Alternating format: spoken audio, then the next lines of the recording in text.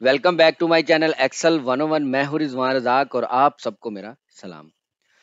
Excel सिर्फ एक Microsoft का प्रोग्राम ही नहीं, बल्कि ये एक ऐसी स्किल है जो हर फील्ड में काम आती है।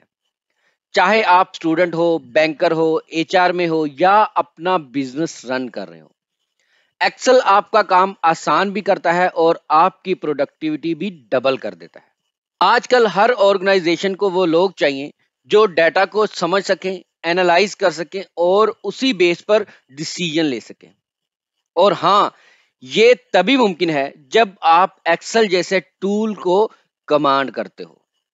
एक्सेल में सिर्फ फॉर्मूला या चार्ट बनाना ही काफी नहीं, बल्कि सही जगह पर सही फंक्शन का यूज करना, ये असल में स्मार्ट वर्क होता है। इसी स्मार्ट वर्क का एक एग्जांपल ऑफसेट फंक्शन, जिसकी आज हम फोर्थ वीडियो में ऑफसेट प्लस मैच फंक्शन का कॉन्सेप्ट जानेंगे। दोस्तों, हमारी लास्ट वीडियो में हमने ऑफसेट के साथ काउंटा का जादू देखा था और हमने उससे डायनामिक रेंजेस क्रिएट की थी। आज हमारे पास बहुत सारी एग्जाम्पल हैं जिसको हम यूज करके अपनी डैशबोर्ड की पावर को बढ़ा सकते हैं।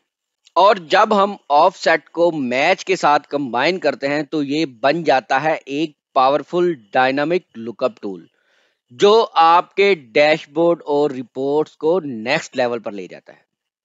आज हम ऑफसेट प्लस मैच का कॉम्बिनेशन सीखेंगे जिसे आप हर dynamic report, marksheet, attendance sheet या प्राइस ट्रेकर में यूज कर सकते हैं। तो चलिए बिना टाइम वेस्ट किए स्टार्ट करते हैं आज का पावरफुल लेसन। और हाँ, अगर आपने अभी तक एक्सेल 101 को सब्सक्राइब नहीं किया तो काइंडली एक्सेल 101 को लाइक कीजिए, शेयर कीजिए और सब्सक्राइब कीजिए। तो दोस्तों, ये हमारे पास एक वर्किंग शीट है जिसमें मेरे पास जो एग्जांपल है वो हमें ये बता रही है कि हमारे पास कुछ सेल्स पर्सन का डाटा है और उनके मंथ के हिसाब से टारगेट्स दिए गए हैं। और ऑफसेट की मदद से अगर हम किसी एक सेल पर्सन का टारगेट मालूम करना चाहें तो हम उन्हें रोज और कॉलम्स का नंबर बताकर, यानी कि उनका पोजीशन नंबर बता के टारगेट हासिल कर सकते हैं। लेकिन अगर हमने डायनामिकली ये काम करना हो, यानी कि जितने भी सेल्स पर्सन हैं उनका रिजल्ट चेक करना हो, यानी कि उनका टारगेट देखना हो, तो उस वक्त हमें जरूरत पड़ेगी ऑफसेट के साथ मैच फंक्शन की। ये अक्सर तब एग्जाम्पल काम आती है कि जब आपका एक बॉस अपने सबॉर्डिनेट से ये पूछे कि नुमान, मई का टारगेट तुम्हारा क्या है, जमान, मई का टारगेट तुम्हारा क्या है। तो उस वक्त जो है वो इम्प्लाइज अपना अपना टारगेट आपको कम भी बता सकते हैं। तो क्यों ना उनके टारगेट्स दोबारा उनसे पूछने की बजाय आप एक शीट बना लें जिसमें आप ऑफसेट प्लस मैच का यूज करके खुद ही जो है वो सब सेल्स पर्सन के बारी बारी टारगेट्स चेक कर सकते हैं। इससे आपका टाइम भी वेस्ट नहीं होगा और आपको रियल पिक्चर भी नजर आ जाएगी। तो स्टार्ट करते हैं। सबसे पहले हमने जुबैर सेल पर्सन का टारगेट देखना है, तो कैसे करेंगे? हम ऑफसेट को एक्टिव करेंगे और इसकी बेसिक्स 3 वीडियो में हम जान चुके हैं कि ऑफसेट का रेफरेंस का मतलब क्या होता है, कि ये हमारा वो सेंटर पॉइंट है जहां से हमने अपने डाटा को हासिल करना है। दोस्तों, रेफरेंस दिया हमने B3, कोमा प्रेस कर दिया। अब रोज से मुराद हमारी वो हाइट है कि हमारी जो इस रेफरेंस नंबर के जो नीचे की रोज है वो कितनवी नंबर है जहां पे जुबैर पाया जाता है। वैसे तो अगर हम देखें तो अब हमें ये नजर आ रहा है कि फोर्थ नंबर पे जुबैर मौजूद है जिसकी हम टारगेट चेक कर सकते हैं। बट अगर हमने जुबैर के बाद फौरन शहजाद का नेम चेक करना हो तो फिर हमें मैनुअली यहाँ पे पोजीशन उसकी लगाना पड़ेगी। लेकिन ये काम हम मैच फंक्शन के साथ करेंगे। अब रोज में हम सिर्फ जुबैर की ही पोजीशन नहीं बताएंगे, हम जो है यहाँ पे मैच फंक्शन को एक्टिव करेंगे। अब मैच फंक्शन की अगर हम बात करें दोस्तों, तो मैच फंक्शन एक लुकअप फंक्शन है जो हमारे लुकअप एरे से हमारी लुकअप वैल्यू की पोजीशन बताता है। जैसे कि हम इसको अगर VLOOKUP के साथ यूज करें तो ये कॉलम इंडेक्स नंबर में यूज होता है। इंडेक्स के साथ भी इसका कॉम्बिनेशन बहुत फेमस है। लेकिन आज हम ऑफसेट के साथ इसका जादू देखेंगे। लुकअप वैल्यू में हमने कौन सी लुकअप वैल्यू देनी है, जहां पे हमने अपना सेल पर्सन लिख रखे हैं। और वो किस सेल में लिख रखे हैं हमने दोस्तों? वो हमने इस सेल में E6 में लिख रखे हैं और इसको हम F4 से लॉक भी कर सकते हैं। और हमारी लुकअप एरे कहां से हम देंगे? याद रखिए जो हमने अपना रेफरेंस नंबर ऑफसेट में दिया है उसके बाद वाले सेल में हम उसकी लुकअप रे देंगे, क्योंकि हमारा लुकअप एरे स्टार्ट हो जाता है जहां से ही हम लुकअप एरे को स्टार्ट करते हैं, वो उसकी पोजीशन नंबर 1 होती है दोस्तों। अब लुकअप एरे को हम सिलेक्ट करेंगे अपने पहले सेल्स पर्सन से और नीचे तक हम इसको सिलेक्ट कर लेंगे, F4 से हम इसको लॉक कर देंगे। उसके बाद इसका जो तीसरा पैरामीटर है मैच फंक्शन का है, वो है लेस देन एग्जैक्ट मैच या ग्रेटर देन। तो यहाँ पे हम एग्जैक्ट मैच देंगे 0, तो हम यहाँ पे 0 को सिलेक्ट कर देते हैं और ये इस तरह हमारा मैच फंक्शन अप्लाई हो चुका है। अब अगर हम कॉलम की बात करें तो कॉलम में हमने क्या लगाना है? कॉलम, क्योंकि जो हमारा रेफरेंस नंबर है एक ही कॉलम में डाटा वो 0 है, उसके बाद वाला जिस डाटा को हमने लेकर आना है सेल्स टारगेट मंथ में का, तो उसमें हम क्या लिखेंगे? उसमें हम लिखेंगे 1, कॉलम नंबर 1, क्योंकि जो हमारा रेफरेंस नंबर है उससे आगे की तरफ हम जाएंगे तो दोस्तों वो हमारा 1 नंबर कहलाएगा। 1 लिखेंगे, ब्रैकेट बंद कर देंगे, तो दोस्तों एंटर प्रेस करने से हमारा आंसर आ जाएगा। तो यहां देखिए जुबैर का जो टारगेट है वो हमें नजर आ रहा है। उसके बाद अगर हम यहां पे किसी भी सेल्स पर्सन का नेम चेंज करते हैं तो उसका जो है वो रिजल्ट हमें मिलेगा। और अगर हम यहाँ पे मैच फंक्शन यूज ना करते तो फिर हमें मैन्युअली जाके शहजाद की पोजीशन देना पड़नी थी। अब ये काम हमारा मैच फंक्शन कर रहा है। अब मैं आपको इस फॉर्मूला को एडिट भी करके बताता हूं कि ये देखिए, जब हमने मैच फंक्शन अप्लाई किया तो उसने हमारे जो सेल्स पर्सन है उसकी हमें पोजीशन बता दी, और वो उसकी पोजीशन क्या है? 2। राइट साइड पे जो पहला कॉलम था वो हमने उसकी पोजीशन नंबर 1 दी और हमारा इस तरह से आंसर आ गया। ठीक हो गया दोस्तों। तो इस तरह से हम ऑफसेट के साथ मैच फंक्शन को यूज कर सकते हैं। ये इसका बेसिक यूज है मैच के साथ। आगे बढ़ते हैं। अभी मैंने आपको रोज के साथ इसको अप्लाई करना सिखाया है। अब हम बात करते हैं कि अगर हमने रोज की बजाय कॉलम में ये फॉर्मूला अप्लाई करना हो तो क्या हम कर सकते हैं? जी हाँ दोस्तों, हम ये भी काम कर सकते हैं। तो अब हम नेक्स्ट एग्जांपल में देखेंगे कि किस तरह हम रोज की बजाय कॉलम में भी मैच फंक्शन अप्लाई कर सकते हैं। ये हमारे पास एक शीट है। अब ये हमारे पास एक एग्जांपल डाटा है और इसमें हमने मंथ्स के हिसाब से एक सेल पर्सन का डाटा चेक करना है, यानी कि टारगेट उसका चेक करना है कि उसका सेल्स टारगेट कितना है। अगर हमारे पास सेल पर्सन सिर्फ एक नुमान है और उसमें हमारे पास पूरे ईयर के उसके टारगेट्स दिए गए हैं और हमें मंथली उसके टारगेट्स चाहिए कि अनुमान के मंथ के हिसाब से कौन कौन सा टारगेट किस किस मंथ में है। अगर हमने सिर्फ एक ही मंथ का मालूम करना हो तो फिर हम मैच फंक्शन अप्लाई नहीं करेंगे, हम मैन्युअली जाके उसकी पोजीशन कॉलम वाली पैरामीटर में लिख देंगे। लेकिन यहाँ पे सिनेरियो कुछ और है। हम डायनामिकली इसको करना चाह रहे हैं कि जैसे ही हम मंथ चेंज करें तो हमें उस मंथ का टारगेट मिल जाए। तो ये जादू तो करेगा मैच फंक्शन। इक्वल प्रेस करेंगे, ऑफसेट को एक्टिव करेंगे, उसके बाद रेफरेंस देंगे हम अपना सेल्स पर्सन। अगर आप कोई भी अपना इधर रेफरेंस दें तो याद रखिएगा जब हम रेफरेंस देंगे तो उससे आगे से हमारे पोजीशन नंबर स्टार्ट होंगे। तो बस आपने ये माइंड में रखना है जहां भी आप रेफरेंस नंबर दे रहे हैं तो फिर ऑफसेट जो है वो आपका डाटा वहीं से आपको एक्सपोर्ट करके देगा, वहीं से लुकअप करेगा और आपका आंसर उसके मुताबिक बनाएगा। अब नेक्स्ट पैरामीटर की अगर हम बात करें रोज की, तो रोज आपको मालूम है रेफरेंस के बाद वाला जो नीचे नंबर है वो है 1। नुमान जो इस वक्त हमारे पास सेल्स पर्सन है उसका रो नंबर है 1। और अब कॉलम में हमने मैच फंक्शन अप्लाई करना है। इससे पहली एग्जांपल में हमने रोज में किया था, अब हम कॉलम में कर रहे हैं। मैच फंक्शन को हम एक्टिव करेंगे। मैच फंक्शन को एक्टिव करने के बाद उसी तरह हम अपनी लुकअप वैल्यू यहाँ पे सिलेक्ट करेंगे जो कि मंथ हमने इस सेल में लिख रखा है। E7 में हमारे मंथ्स हैं। E7 को हमने सिलेक्ट कर दिया, F4 से लॉक भी कर दिया। अगर हमने इसको ड्रैग करना हो फिर हमें जरूरत होती है अपने सेल को लॉक करने की। अगर हम एक ही सेल में काम कर रहे हैं तो उस वक्त हमें ये जरूरत नहीं होती। लुकअप एरे में हम क्या पुट करेंगे? लुकअप एरे के हमारे ये जो लुकअप वैल्यू है ये किस एरे में मौजूद है, और आप सबको मालूम है कि का मतलब कंबाइंड सेल होता है, यानी कि एक से ज्यादा सेल्स को जब हम आपस में रेंज में जोड़ देंगे तो वो एरे बन जाएगा दोस्तों।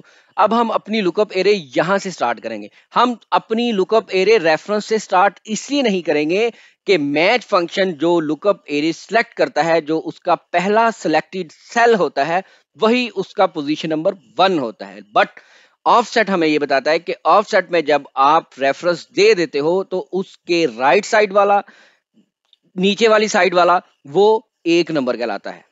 ठीक है दोस्तों, अब हमने लुकअप एरे सिलेक्ट करनी है और लुकअप एरे में हमने ऑल मंथ्स जो है वो सिलेक्ट कर लिए और F4 से हमने लॉक भी कर दिया। मैच टाइप इसमें भी हम एग्जैक्ट मैच रखेंगे, 0 प्रेस करेंगे, ब्रैकेट बंद करेंगे, फिर से ब्रैकेट बंद करेंगे, तो अब हमारा ऑफसेट फंक्शन भी क्लोज हो गया। पहली ब्रैकेट से मैच फंक्शन क्लोज किया, उसके बाद हमने सेकंड ब्रैकेट से ऑफसेट को भी क्लोज कर दिया। एंटर प्रेस करेंगे तो हमारे पास नुमान का मंथ नवंबर की सेल आ जाएगी। ये देखिए दोस्तों, यही सेल थी नुमान की नवंबर में। अब अगर यहां पे हम मंथ्स को चेंज करते हैं तो देखिएगा उस मंथ की का टारगेट आ जाएगा।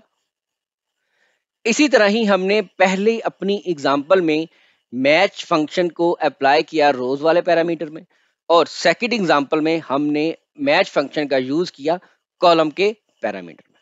अब अगर हमारे पास सिनेरियो कुछ इस तरह से हो कि हमने कॉलम्स में भी मैच फंक्शन यूज करना है और रोज में भी, यानी कि कॉलम भी हमारा डायनेमिकली है और रोज भी हमारी डायनामिक रेंजेस को शो कर रही है, तो उसके लिए हम क्या करेंगे? उसके लिए हमारे पास एक और एग्जांपल है दोस्तों। अब ये देखिए, यहाँ पे इस एग्जांपल में बहुत सारे सेल्स पर्सन हैं और बहुत सारे मंथ्स का टारगेट दिया गया है। अगर हम इन सेल्स पर्सन का मंथ्स के हिसाब से टारगेट चेक करना चाहें तो जाहिर सी बात है हमें मैच फंक्शन को अप्लाई करना है रोज में भी और कॉलम्स में भी। अब यहां पे मैं आपको फॉर्मूला अप्लाई करके बताता हूं।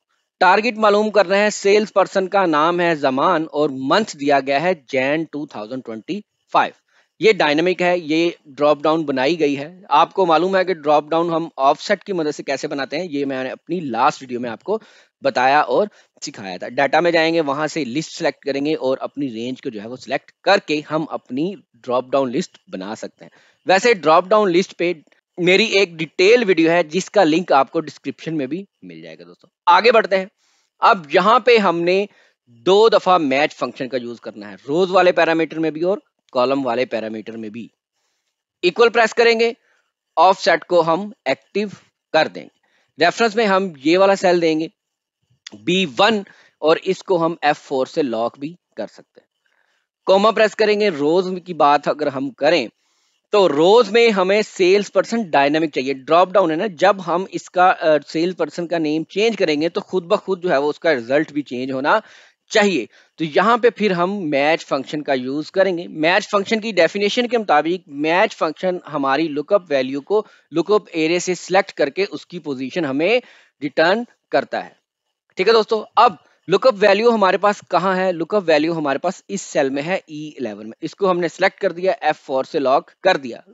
लॉक इसलिए किया दोस्तों, मैं आपको बार बार बता रहा हूं, ऑफसेट लॉक इसलिए किया कि अगर हमें अपने फॉर्मूला को ड्रैग नहीं करना तो इसको जरूरत नहीं है। अगर हमने इसको ड्रैग करना होता है तो उस वक्त हम अपनी रेंजेस को लॉक करते हैं। दोस्तों अब लुकअप एरे की बात करें और हमारे जो सेल्स पर्सन है उनकी लुकअप एरे कौन सी है? ये वाली, B2 से लेकर B7 तक। F4 से लॉक हमने कर दिया। अब मैच टाइप क्या देंगे हम? एग्जैक्ट मैच 0, यानी कि एग्जैक्ट मैच होना चाहिए। ये वैसे ही है जैसे वी लुकअप में होता है एग्जैक्ट मैच, और ट्रू और फॉल्स का जो कॉन्सेप्ट वी लुकअप में है वही मैच फंक्शन में है। अब कॉमा प्रेस करेंगे और कॉलम की अगर हम बात करें तो कॉलम भी तो हमने चेंज करना है, मंथ्स भी तो हमने चेंज करने हैं यहाँ पे। तो यहाँ पे फिर हम एक दफा जो हमने सेकंड एग्जांपल पे मैच फंक्शन को लगाया कॉलम के पैरामीटर में, अब हम इसमें भी अप्लाई करेंगे। और यहाँ पे हमारी लुकअप वैल्यू क्या है दोस्तों? ये मंथ्स वाली G11। कॉमा प्रेस करेंगे और लुकअप एरे हमारी कहाँ है? यहाँ है। याद रखिएगा कि लुकअप एरे को आपने अपने दिए गए रेफरेंस से स्टार्ट नहीं करना, नहीं तो पोजीशन आगे पीछे हो सकती है दोस्तों। तो उसके बाद हम जब इस लुकअप एरे को सिलेक्ट करेंगे, F4 से लॉक करेंगे, कोमा प्रेस करेंगे, 0 प्रेस करेंगे, मैच फंक्शन को क्लोज करेंगे और उसके बाद एक और ब्रैकेट हम लगाएंगे जिससे हम अपना ऑफसेट फंक्शन भी क्लोज कर दें। एंटर प्रेस करेंगे तो हमारे पास आंसर आ जाएगा। जमान का मंथ अप्रैल के मुताबिक उसका रिजल्ट, उसका टारगेट हमें रिसीव हो गया है। अगर हम यहाँ पे मंथ चेंज करते हैं तो वो भी चेंज हो जाएगा। अगर हम जमान की बजाय कोई और सेल पर्सन ले आते हैं तो उसका भी रिजल्ट हमें देगा। अगर हम मंथ चेंज कर देते हैं तो भी उसका रिजल्ट हमें मिलेगा। तो ये कैसा जादू है ऑफसेट में कि अगर हम काउंटा के साथ अप्लाई करें तो भी हम अपनी रेंज बना सकते हैं। अगर हम ऑफसेट का यूज मैच के साथ करें तो हम अब इससे बहुत सारे जो है वो डैशबोर्ड क्रिएट कर सकते हैं। मैं आपको अपनी नेक्स्ट वीडियो में ऑफसेट और मैच के साथ एक डैशबोर्ड क्रिएट करना सिखाऊंगा कि आप ऑफसेट और मैच का यूज करके किस तरह से जो है वो अपने डाटा को बेहतर एनालाइज कर सकते हो। आप चाहें तो इसके ग्राफ भी बना सकते हैं जो कि डायनामिकली काम करेंगे। जैसे ही आप ड्रॉप डाउन से सेल्स पर्सन का या मंथ चेंज करेंगे तो हमारे पास उसके मुताबिक आंसर आएगा दोस्तों। तो ये यूज है ऑफसेट का मैच फंक्शन के साथ। अभी हम सेकंड कॉम्बिनेशन पढ़ा है। पहले हमने काउंटा का कॉम्बिनेशन पढ़ा था ऑफसेट के साथ, अब हमने मैच का कॉम्बिनेशन पढ़ा। आई होप आपको ये बिल्कुल समझ आया होगा क्योंकि मैंने बहुत इजी वर्ड्स में आपको एक्सप्लेन किया है और कोशिश किया है कि कोई भी चीज ऐसी ना रहे जिसमें आपको कोई कंफ्यूजन आए। जब आप प्रैक्टिस करेंगे तो ये आपको और भी बेहतर तरीके से आ जाएगा। प्रैक्टिस ना छोड़िएगा। आप अपनी ऑफिस वर्क में या ऑफिस के बाद इसकी प्रैक्टिस जरूर कीजिएगा ताकि आपकी स्किल्स इनहेंस हो सके। अब एक क्वेश्चन है जो कि मैं आपको एक्सप्लेन करना चाहता हूँ और वो क्वेश्चन ये है कि कोई मुझसे पूछे कि रिजवान, आपने जब ऑफसेट का काउंटा के साथ कॉम्बिनेशन बताया था तो वो उसके ऑप्शनल पैरामीटर्स में अप्लाई किया था, बट मैच के केस में अपने मैच फंक्शन को ऑफसेट के कंपलसरी पैरामीटर्स में अप्लाई किया। तो रीजन सिंपल सी है दोस्तों। असल में काउंटा का काम होता है कि ऑफसेट को बताए कि मुझे कितनी रोज का डाटा चाहिए और ये मोस्टली तब यूज होता है जब हमें एक रेंज चाहिए होती है, सिर्फ एक वैल्यू नहीं। और ऑफसेट का हाइट पैरामीटर ऑप्शनल होता है, अगर ना दो तो डिफॉल्ट 1 रो का डाटा उठाता है। इसलिए काउंटा को ऑप्शनल में लगाना ठीक रहता है दोस्तों। लेकिन अगर मैच के केस में हम बात करें कि मैच फंक्शन को क्यों हमने कंपलसरी पैरामीटर में अप्लाई किया। मैच फंक्शन का काम होता है कि वो किसी स्पेसिफिक वैल्यू की पोजीशन ढूंढे और ऑफसेट को बताए कि कितनी रोज नीचे जाना है, कितनी कॉलम्स राइट साइड पे जाना है, कितने कॉलम्स का डाटा हमें चाहिए और कितनी रोज के डाटा में मौजूद उस लुकअप वैल्यू की पोजीशन हमें चाहिए। ये एक वैल्यू रिटर्न करता है। काउंटर से तो हम पूरी डायनामिक रेंज क्रिएट कर लेते हैं ना दोस्तों।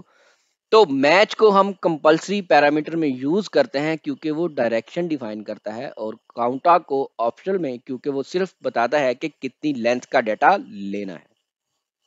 ये दोस्तों इसका बेसिक कॉन्सेप्ट था कि क्यों हमने मैच को कंपलसरी पैरामीटर्स में अप्लाई किया और क्यों हमने काउंटर को ऑप्शनल पैरामीटर्स में अप्लाई किया। तो वीडियो के एंड में भी मैं ये कहूंगा कि दोस्तों प्रैक्टिस करते रहिएगा अगर आप एक्सेल के जादू को सीखना चाहते हो और अपनी स्किल्स इनहेंस करना चाहते हो और अपने काम में मास्टर बनना चाहते हो।